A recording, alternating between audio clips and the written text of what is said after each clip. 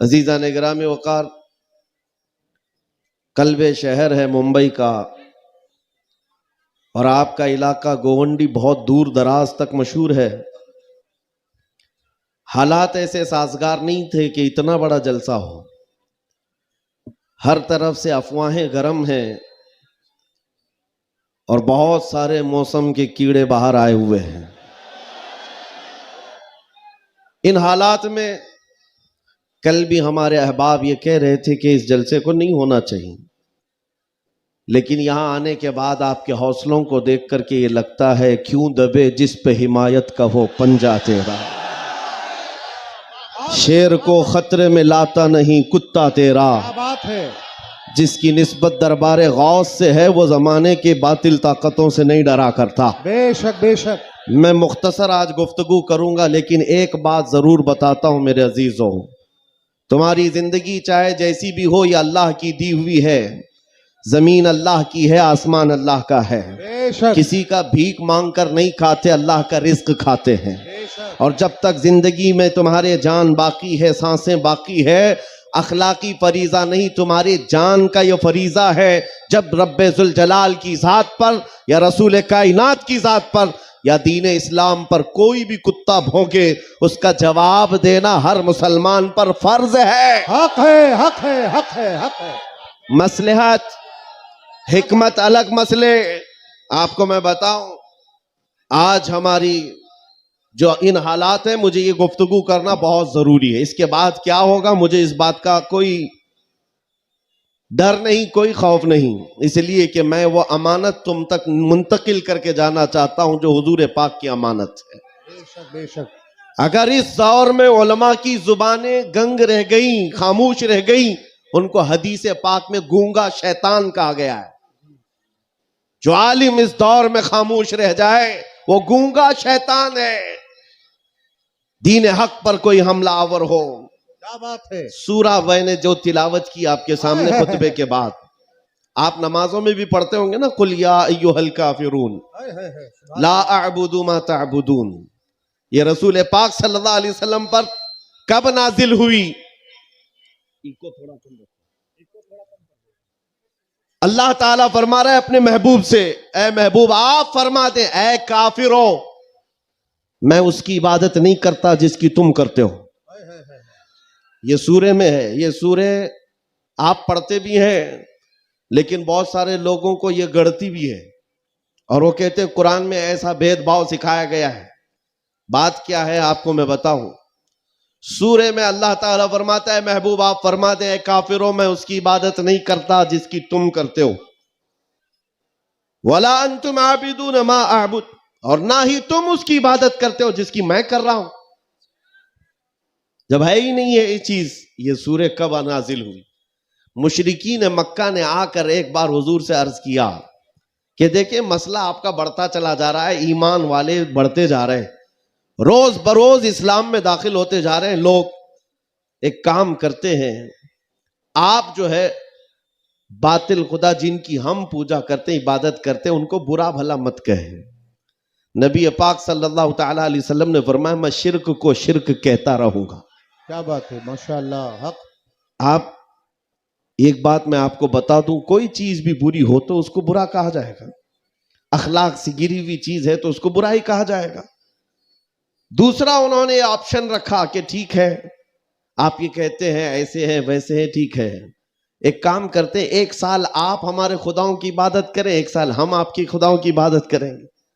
नबी पाक सल्लल्लाहु ताला अलैहि वसल्लम ने फरमाया, मैं शिर्क से अल्लाह की पनाह मांगता हूं, मैं उसकी इबादत नहीं करता जिसकी तुम कर रहे हो। बेशक बेशक। तीसरा ऑप्शन दिया गया कि ठीक है खाली आप हाथ रख दें हमारे खुदाओं के पास, और उसके बाद फिर हम और आप मिल करके चलते रहेंगे और हम आपके साथ दीन में दाखिल होंगे। नबी पाक सल्लल्लाहु ताला अलैहि वसल्लम ने फरमाया, हाथ तो दूर की बात है, नजर उठा करके भी नहीं देखूंगा। बेशक। ये सूरह नाजिल हुई है मेरे अजीज। हालात में बहने वाले जमात के उन गद्दार मुनाफिकीन को मैं बता रहा हूं, जो जैसा देश वैसा भेष के नारे लगाते हैं। जब हालात ऐसे आ जाएं तो उनको सब करना पड़ता है।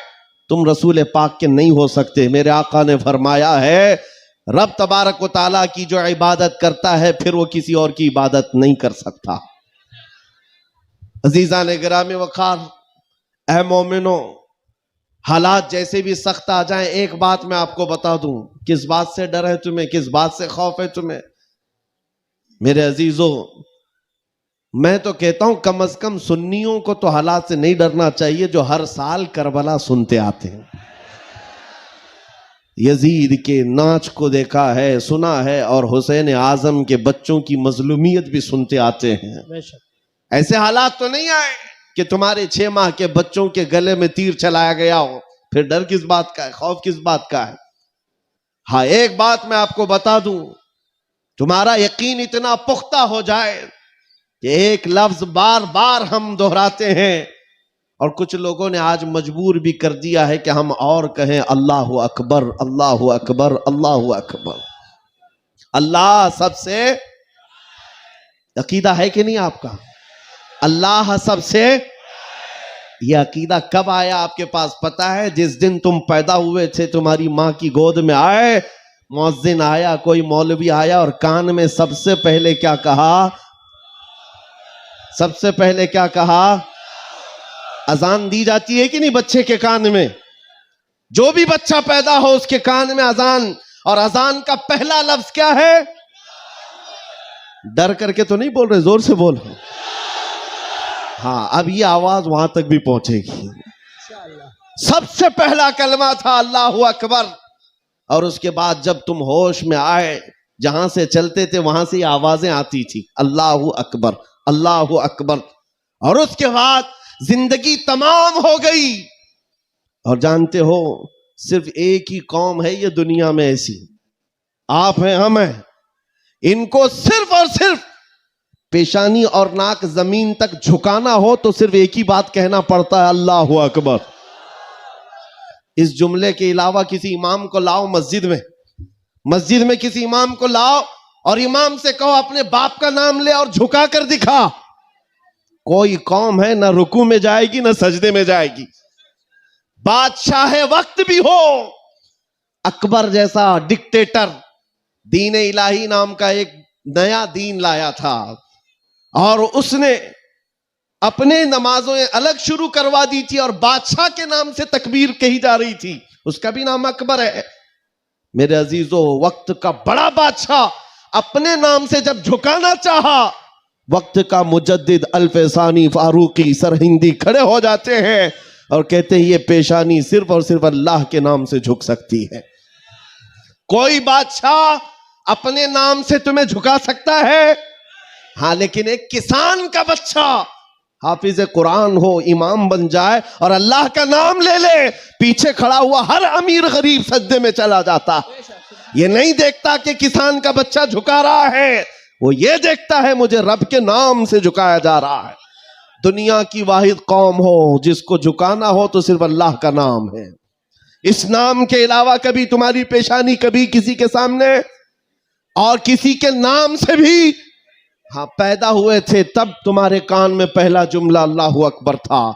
जवानी में हर जगह मस्जिदों से सुनते आए। जिस दिन हमारा इंतकाल हुआ, जनाजा लाकर रखा गया इमाम के सामने, सफें लग चुकी थी, इमाम ने हाथ उठाकर तकबीर बांधी, क्या कहा? पहला जुमला अल्लाहु अकबर। हम पैदा हुए थे अल्लाहु अकबर कहते हुए, दुनिया से जा रहे हैं अल्लाहु अकबर कहते हुए। यह अकीदा है मुसलमान का, पैदाइश से लेकर मौत तक अगर किसी को बड़ा मानता है तो सिर्फ अल्लाहु अकबर कहता। इसके अलावा ताज और तख्त की पूजा हमारे यहां नहीं होती।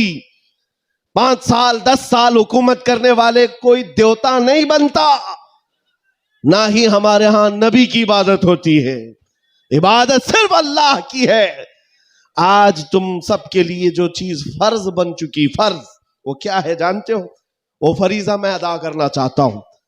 आज जंग का मैदान बना दिया है सोशल मीडिया को, और लोग हमसे ये कहते हैं आप खामोश रहें तो उधर से कुछ नहीं होगा। मियां, हमारा दीन ऐसा है कि हम अपनी बातें लोगों तक पहुंचाने में मसरूफ रहते हैं।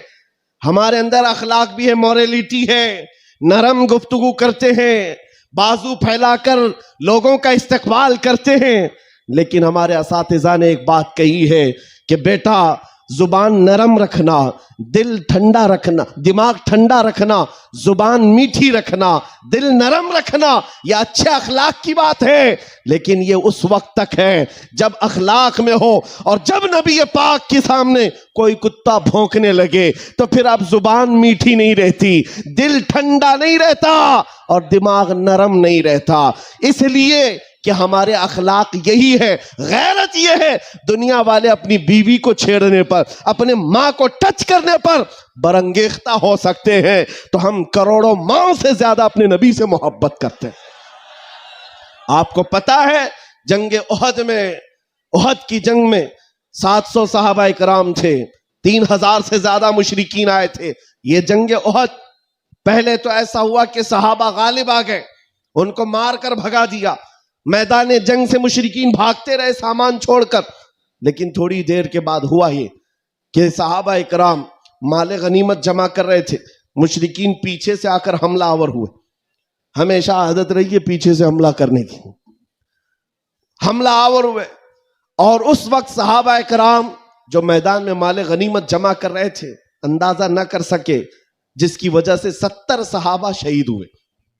सुनो मैं क्या बात अर्ज कर रहा हूं, जंग तफसील से बयान करने का वक्त नहीं है। उहद की जंग में 70 सहाबा शहीद हुए। यह वो जंग है जिसमें अमीर हमजा का सीना चाक करके कलेजा चबाया गया था। यह वही जंग है जिसमें हजरत अब्दुल्ला बिन जहश सहाबी रसूल के जिस्म के 80 टुकड़े करके काफिरों ने हार बनाकर पहने थे। यह वही जंग है जिसमें अनस बिन नुज़ैर सहाबी है, एक उंगली के अलावा उनके पूरे जिस्म का कोई गोश्त बाकी नहीं था। यह वो जंग है जिसमें साद इब्ने रबी के पेट को फाड़कर अंतड़ियां बाहर निकाल दी थी। यह सारी मॉब लिंचिंग हुई है। उस जंग के मैदान में सबसे बड़ा हादसा क्या हुआ था, रसूल पाक सल्लल्लाहु ताला अलैहि वसल्लम के चेहरे पाक पर एक जालिम ने लोहे की टोपी से मारा था, तो जिसकी वजह से हुजूर के 2 दांत शहीद हुए थे। ये जंग के हालात। अब सुनो, सहाबा कराम पीछे हट गए, नबी पाक सल्लल्लाहु अलैहि वसल्लम उहद पहाड़ के अंदर जाकर बैठे, क्योंकि जंग के हालात बदल गए, कुफार और मुशरिकीन गालिब आ गए। कभी ऐसे हालात आते, सुनो मेरे अजीज, कभी ऐसे हालात आते मोमिनीन को पीछे हटना पड़ा, सहाबा रसूलुल्लाह के साथ पीछे चले गए। लेकिन जब ऐसे हालात बनते हैं ना, तो इन जालिमों को कीड़े काटने लगते हैं उछल कूद करने की। मैदान में उछल कूद शुरू हो गया, जश्न शुरू हो गया, छेड़ना शुरू किया मोमिनीन को। क्या कह करके अबू सुफियान उनकी तरफ से आया, काफिरों की तरफ से, और नारे लगाना शुरू कर दिया।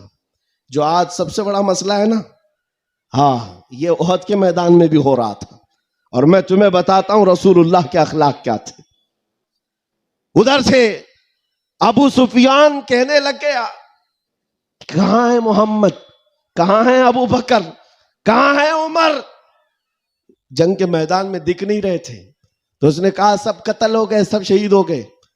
और उसके बाद सारे लोगों में नारा लगा रहा था, अलग अलग नारे लग रहे थे। हुजूर पाक के कानों में आवाज आई। हुजूर बैठे थे, जख्मी हालत में थे, सहाबा मगमूम थे। उस बात, ये सब चीजें होने के बावजूद नबी पाक सल्लल्लाहु ताला अलैहि वसल्लम जलाल में आए और फिर कहा, किसको जानते हो? उमर इब्ने खत्ताब को। कहा, उमर उठो, इनका जवाब दो, उठो, इनका जवाब दो। हजरत उमर पहाड़ के किनारे आए, पुकारने लगे, मोहम्मद भी जिंदा है, अबू बकर भी जिंदा है, उमर भी जिंदा है, और तुम्हारी आंखों में और तुम्हारे दिल में गड़ते रहेंगे। मैदान उहद से हजरत उमर का जवाब आया। अब हक्के बक्के रह गए, अच्छा जवाब आ रहा है, जवाब आ रहा है। तब फिर जोश आया, उधर सब नारे लगाने लगे। कहा कि लना उज्जा वला उज्जा लकुम, ओलो हुबुल, ओलो हुबुल। हुबुल उनके बुत का नाम था, खुदा का नाम था। हुबुल की जय हो, हुबुल। तो हजरत उमर से हुजूर ने कहा, उमर जवाब दो। उधर से ओलो हुबुल कह रहे थे, हजरत उमर कहते अल्लाहु अजल, अल्लाहु अजल, अल्लाह सबसे बड़ा है, अल्लाह सबसे बड़ा है। उधर से फिर कहा लना उज्जा वला उज्जा लकुम, हमारे पास उज्जा एक देवी है, इज्जत देने वाली है। कहते हैं हमारे पास उज्जा है, तुम्हारे पास तो उज्जा है नहीं। हजरत उमर जवाब देते हैं अल्लाह मौलाना वला मौला लकुम, अल्लाह हमारा मददगार है, तुम्हारा कोई नहीं है।